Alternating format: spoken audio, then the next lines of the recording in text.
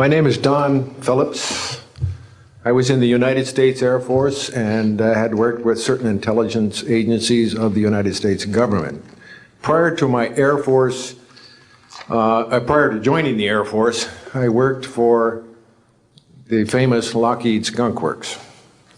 And I was working for them when I was attending college, and I worked for them in the capacity as a design engineer. It was one of my proudest moments of my life to work with a man by the name of Kelly Johnson. A lot of you might be familiar with that.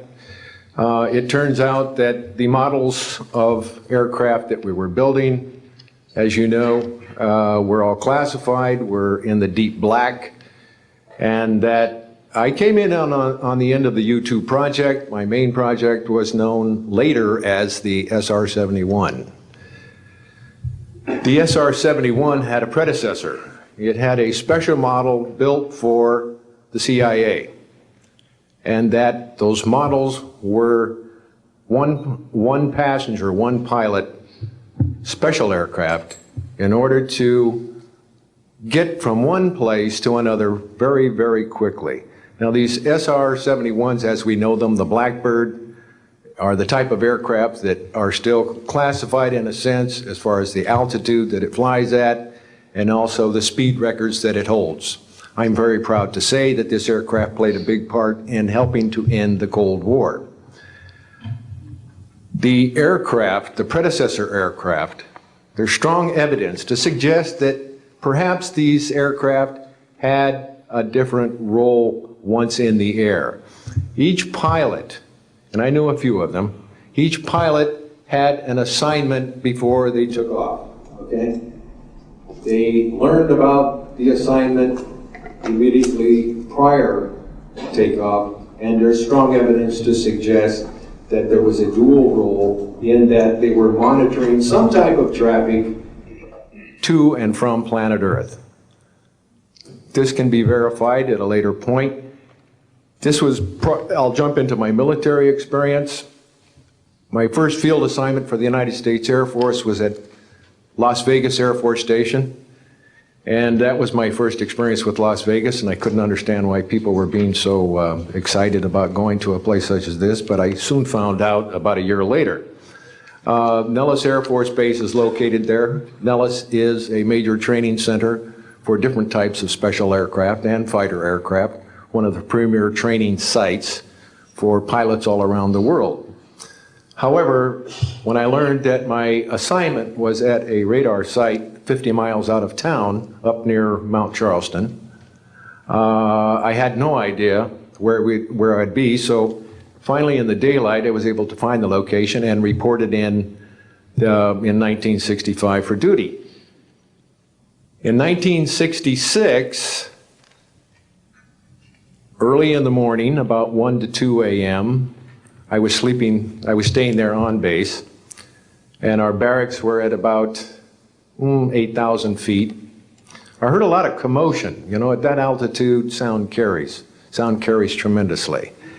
And I thought, well, it's early in the morning, it's summertime, and it's very warm, and maybe I should get up and take a look. I didn't really want to, but I got up and took a look, walked up to the main road up near my office, which was the commander's office. I was on the commander's staff, Lieutenant Colonel Charles Evans.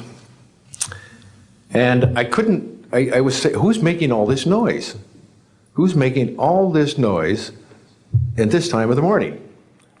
So when I got within about 50 yards of the 4 or 5 people that were standing there, one being the chief of security, they were looking up in the air, and I says, gee, their heads are all looking at the same direction. Well, I looked up to the west, northwest, and to my amazement, there were lights flashing around the sky, moving at anywhere from what seemed like 2,400 to about 3,800 miles per hour. Now, the fact that we're taking an estimate from a distance, you know, we figured, well, this is quite something. However, we continued to watch these darting lights go across the sky and stop absolutely stop, come to a dead stop, and reverse in an acute angle their direction, and then proceed on in sort of, they were traveling so fast that you could almost see a pattern left by, if you are computer people, when you move a mouse real quick across the screen, you see a little bit of a tail. Well, that's exactly the way these 6 or 7 craft worked. After 5 minutes of watching these things, they all seemed to group up to the west, northwest, okay? They started to come in on a circle. But what I would like to point out is that where they were putting on their display in the north-northwest sky, just directly east of that is what is known as Area 51. Area 51 is a AEC name, okay? Atomic Energy Commission. That was the old name for Atomic Energy Commission. We knew it as the Groom Lake Flight Test Facility in the Air Force. And it was where we tested our aircraft after we got the prototype made from the Skunk Works. So here are these, let's get back to the circle in the sky. What they did was coalesce and started rotating in a circle, and then they disappeared. Well, I thought, gee, this is something that we have to keep quiet. That was verified by the Chief of Security.